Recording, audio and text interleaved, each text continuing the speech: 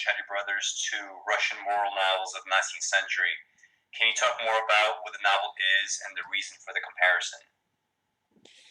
Well, Russian moral novels are, generally considered the stuff of the Dostoevskys, um, Tolstoy's.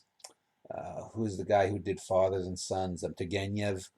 Um, these guys who wrote what are generally considered sort of big, sprawling books, wherein plot is not as important as aiming to uh, have an ethical uplift of the reader. Dostoevsky especially, but Turgenev and Tolstoy to a little bit lesser of a degree.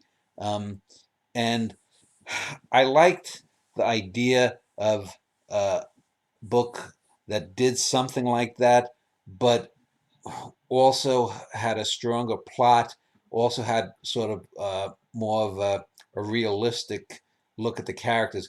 A lot of the problem with the whole Russian moral novel, especially Tolstoy, is the tendency to get off on didactic tracts about minutia, or if not minutia, historical stuff that has at best a scant relation to the story being told. There's a famous or rather infamous passage in War and Peace, which is a book that's about 600,000 words. Maybe I think it's about, well, depending on the translation, between maybe 560 and 590,000 words.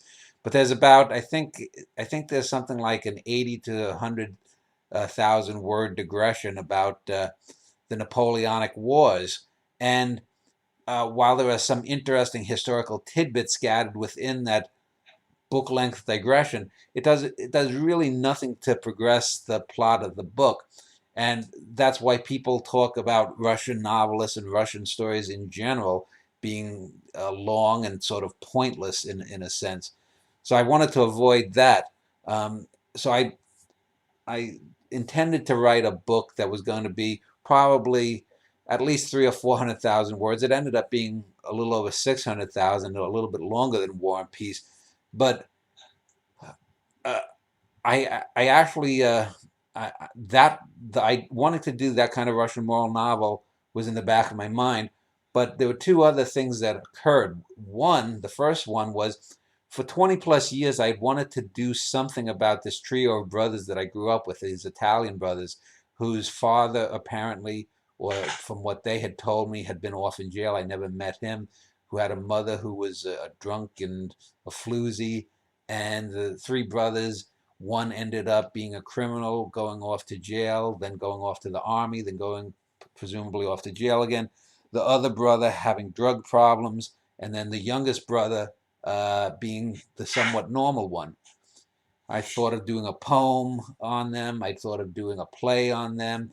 Nothing seemed to work until I saw this movie by Luchino Visconti, this melodrama called Rocco and His Brothers, which incidentally, if anyone has ever seen the Woody Allen film, which you know, Hannah and Her Sisters, there are a number of interesting connections between both films that is worth checking out. And you'd have to see both films to recognize some of the things that Woody Allen did steal from Rocco and His Brothers. But again, they're just sort of the larger narrative tropes. The films have different aims. Hannah and Her Sisters is not a melodrama, whereas Rocco and His Brothers is a melodrama, but it's a great melodrama. Seeing that film gave me the idea for a few scenes to sort of reuse and modernize into an American context, but it also helped free up the idea to write this book about these brothers. I changed some of the facts, I added some brothers in.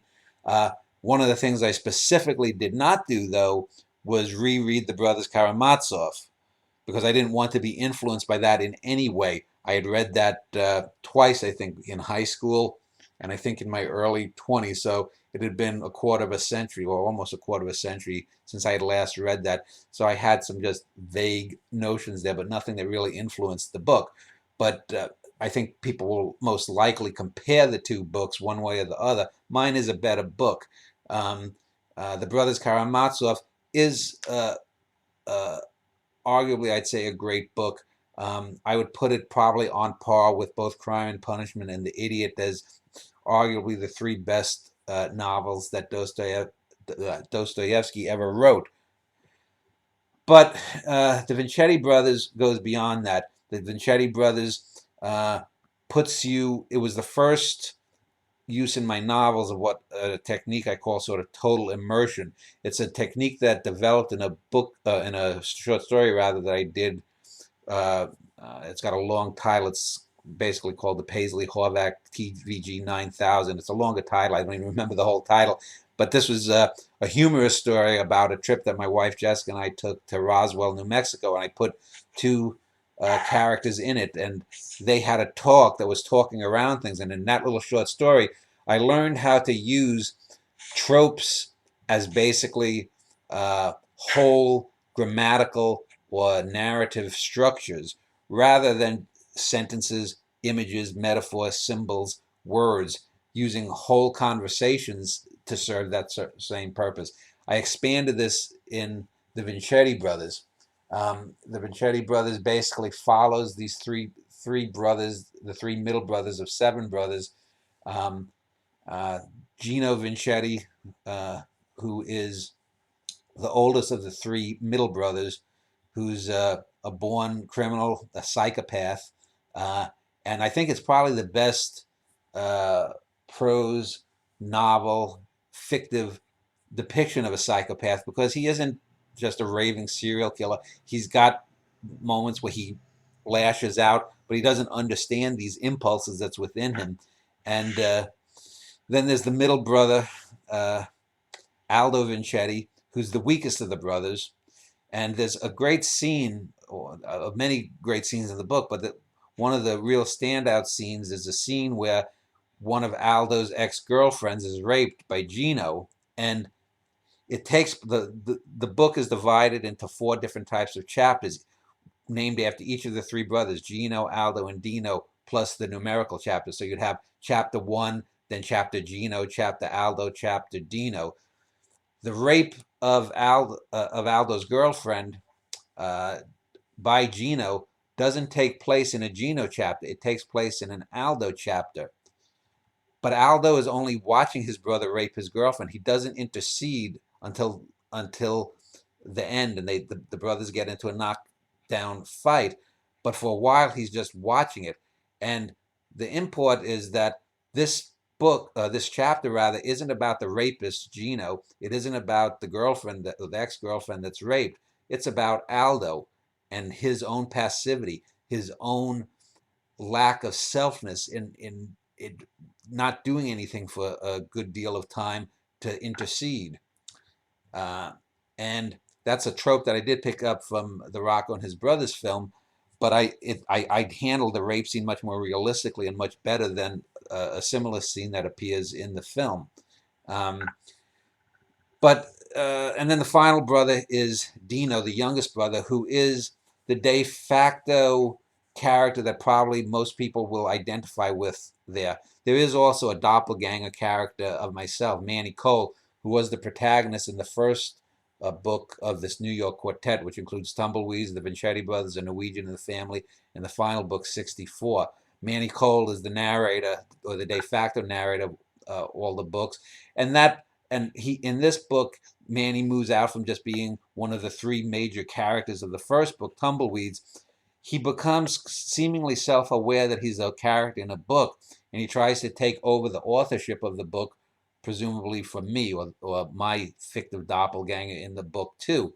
And this leads into the later books into the eventual likely demise of the Manny Cole character. But Manny Cole is also interacting with the three Vincetti brothers in the book.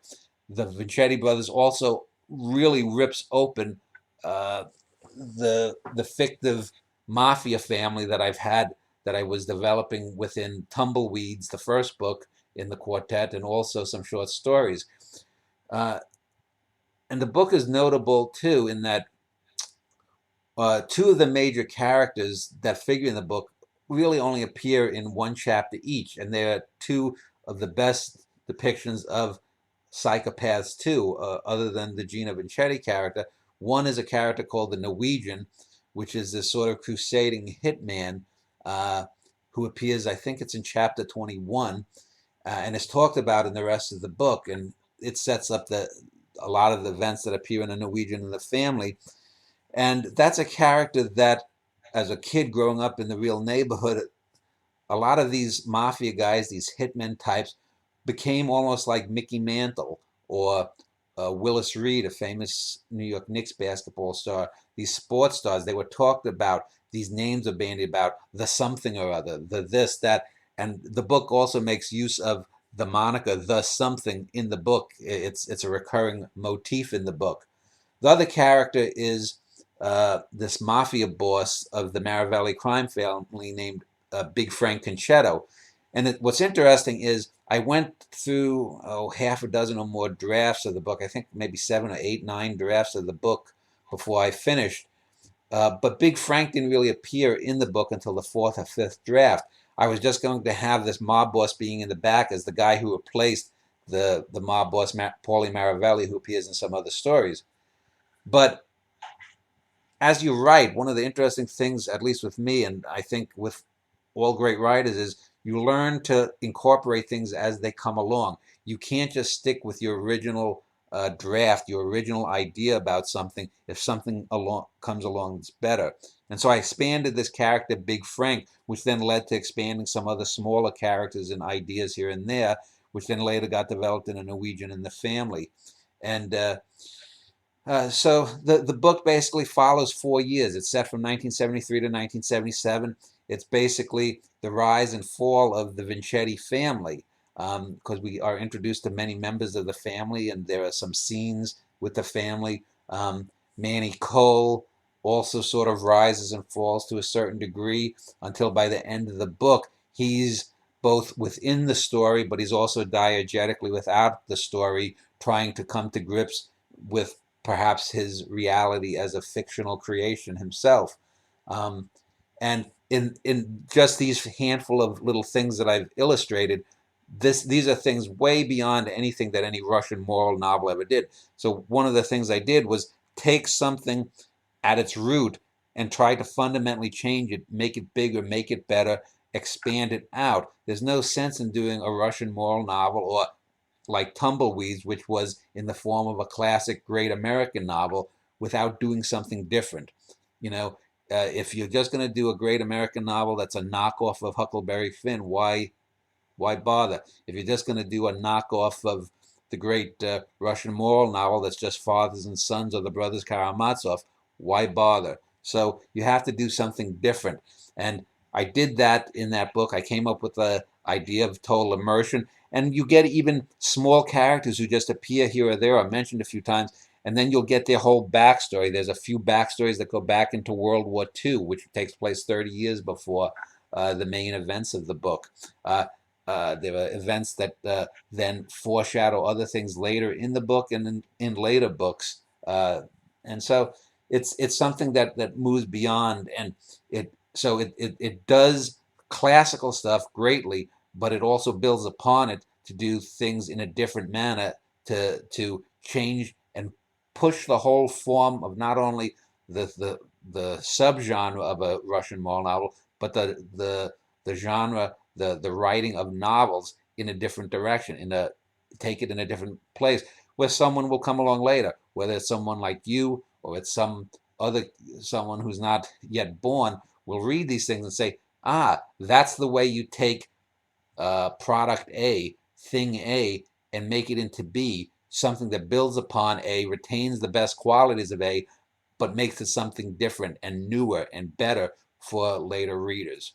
So that's basically uh, sort of a nutshell of what the Vincetti Brothers is and what it basically does.